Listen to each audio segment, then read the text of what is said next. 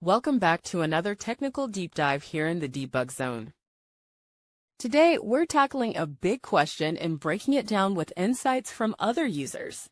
Hopefully, this clears up some misconceptions and helps you get the answer you need. So buckle up, stay a little curious, and let's jump right in.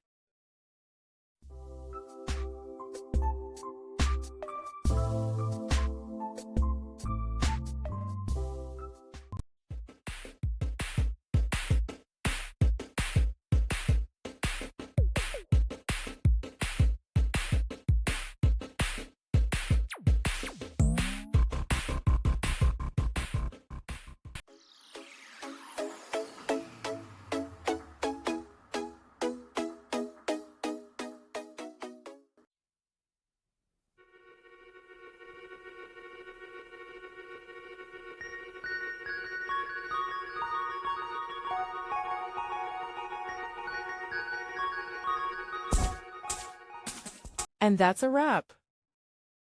I hope you found the answer you were looking for. If you did, take a second to hit that subscribe button. It really helps out. And let me know in the comments which solution worked best for you. See you next time in the debug zone.